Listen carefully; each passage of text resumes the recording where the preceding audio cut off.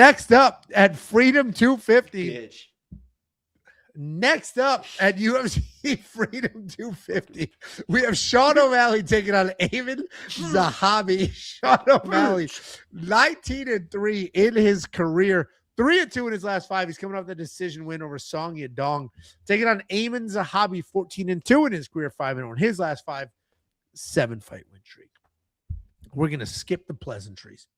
We're all very familiar with both of these fighters. Sean O'Malley, laser pinpoint accurate striker. I didn't think he won his last fight, but then I rewatched it for this breakdown, and I was like, okay, 2-1 makes sense to me. Wasn't quite the bad decision I originally thought it was.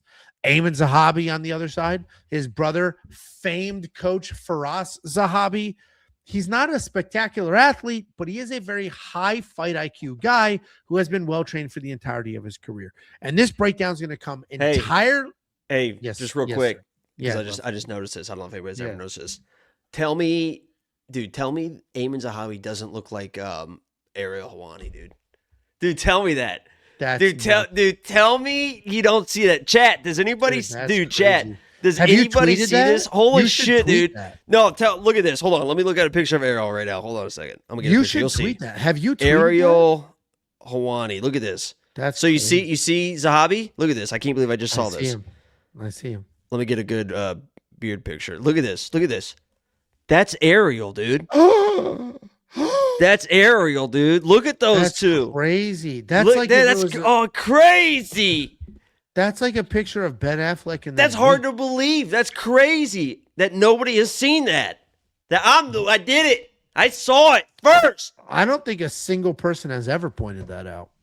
That is actually outrageous. So I guess Ariel Helwani over here, very well-trained fighter, his brother famed coach, and this is important because he has high fight IQ. Someone said latest fuck guru already said that. People have people not understanding sarcasm. He thought he cooked. He thought he cooked you with that. This is Actually, I've already seen people have already been saying that. Here's another one. People thought they cooked you with that. Meanwhile, they don't understand sarcasm. It's actually outrageous. Somebody already mentioned that before. And hey, where are you? Somebody already mentioned this before. When Jacob's getting fucking copycatted every minute on Twitter, where are you then? What's this white knighting you're doing for me on X? No, I hate it, dude. I hate it. It drives me nuts. Karma comes for all. Because I've been watching you. You and I were friends. You said what now? You've been doing what? I watch you through the window, and you and I were friends. There is not a ladder this high in the world. No, there is not a ladder this high in the world to get to these windows. You fucked that joke up. There's not a ladder strong enough. High enough. I'm in the penthouse, Angelo. That's the fucking point. I was talking about Saturday when it was storming. That I was looking down on top of the fucking tornadoes. I was like, yeah, it's storming, but not here. Oh, there's a tornado down there. That sucks for them. I'm way up here, Bubba. Anyway, sir, this fight is interesting because I believe, personally, Sean O'Malley wins this fight. But I also believe Aiemann Zahabi is far more alive than this 8% community pick is giving him. Aiemann Zahabi is a high fight IQ fighter, and almost more importantly, he has high fight IQ coaches. Go watch his fight against Bajarat. His coaches won him that fight. He didn't win that fight. His coaches won him that fight because they cheered, they screamed, they yelled with every jab that landed, and it convinces the judges that something meaningful happened. And that's like a flash in the pan, a microcosm, just a tiny little window into a specific fight of an entire career. But it was high cornering IQ, if you will, to get him to that point.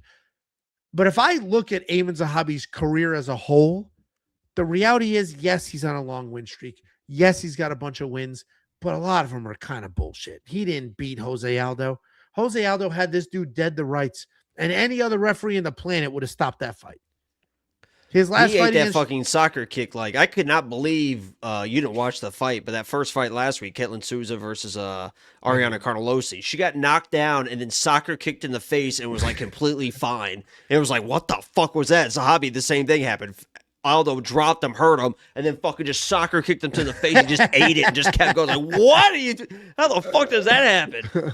Jesus Christ. I mean, he did take his beating and then he rallied at the very end, which is how he won that. But I just disagree with that rally. Like, it was, to me, in that fight, it was clear Jose out-techniqued him, out-skilled him, outpowered him, and almost finished him. And Zahabi just out-cardioed. And if I'm a judge and I have to pick who won this round, it's like, well, the guy who almost knocked the brain out through your ears is who won this round. Then he got tired. Of course, he was on his back looking pathetic. He was tired from almost ripping your head off your body.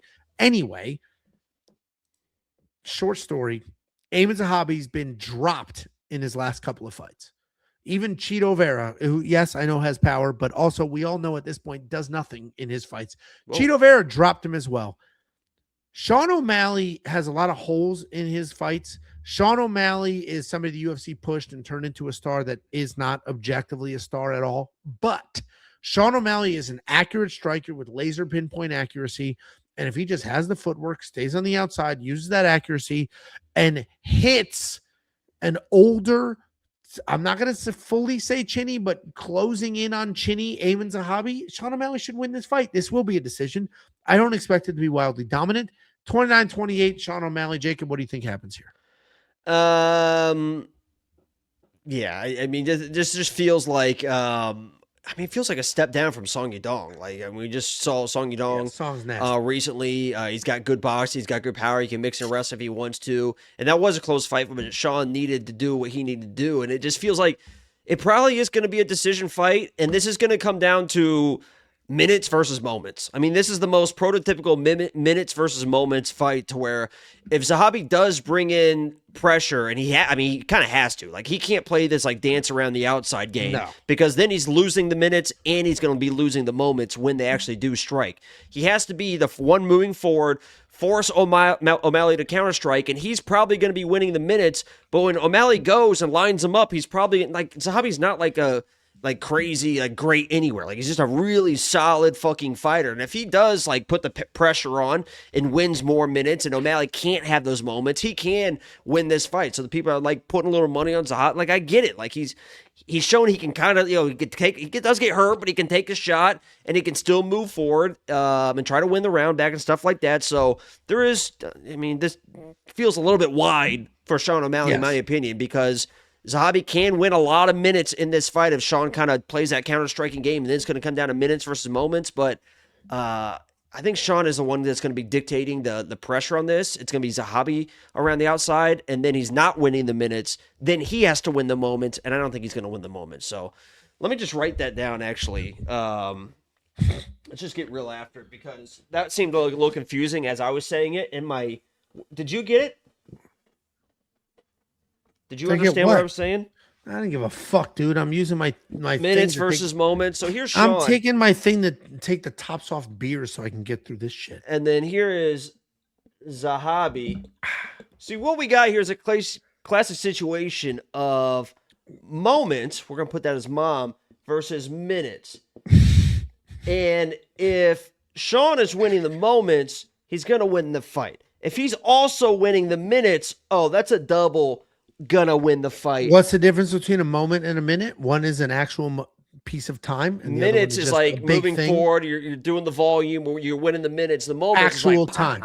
It's like, shit, that person's hurt. That person's the knee against Chito Vera that you could hear in the stands is the only way for Zahabi to win is he has to win the minutes. If he's not winning the minutes and Sean's winning the minutes, he's also going to win the moments, because I don't think Ziam can win the moments. Therefore, if there's no moments being won, Sean's going to have the moments, and if there's no minutes, then that means it's a Sean victory.